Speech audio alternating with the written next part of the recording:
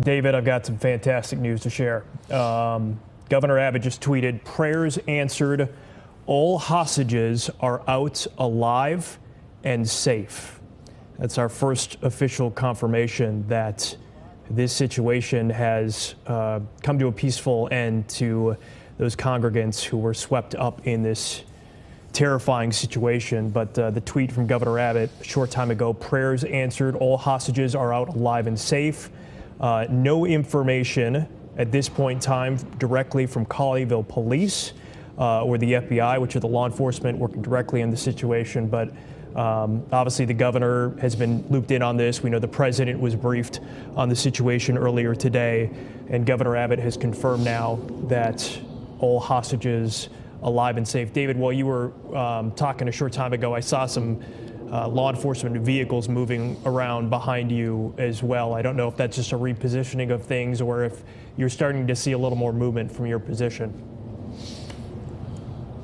I will say most of the vehicles that I see moving have been stagnant in this area for quite some time. I may have missed something that you have seen, but it wouldn't surprise me if maybe we're getting some more movement, some more officers going toward the scene, especially since you just delivered that fantastic news from the governor. So obviously that's something that, you know, you hope for the best, but you prepare for the worst. And in a situation like this, where you have someone who would take people hostage inside a synagogue in the middle of a morning service while it's being live streamed on Facebook, you know, your mind can wander off into some far out places, but obviously some very good news coming down from the governor that I think everyone out here is just thankful to hear about right now. Yeah, and obviously the governor didn't mention how many hostages were released. We knew it was believed to be a small group. We knew one was released earlier. The governor's tweet also did not mention anything at this point in time about the hostage taker, whether that person was taken into custody, whether that person was injured. That we do not know at this point in time.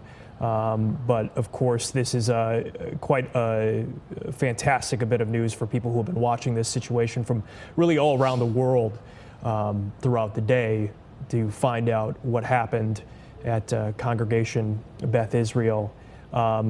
David, I know that some people have been stopping by the scene throughout the evening. I'm curious, any people still out there, or it's obviously a cold night. Not a lot of people would want to stay out for long, but anyone that's still hanging out in that area? Yeah, it's not as many people as it was earlier. There is one woman who I'm trying to track down because I'll just tell you candidly, I spoke to her maybe 30, 40 minutes ago, and she was kind as I walked by her car and said a few words to me, and I asked her who she was with, if she was media or if she was with law enforcement or this local church, and she looked at me very emotionally and just said, "I'm just here." And that look that she gave me, I could tell that she was here maybe not directly with someone over there possibly, but something related to the congregation that we've been focused in on all day. So I saw her here just before my last live shot, so I'm probably going to go try to track her down here in a little bit and deliver that news if she hasn't heard it already.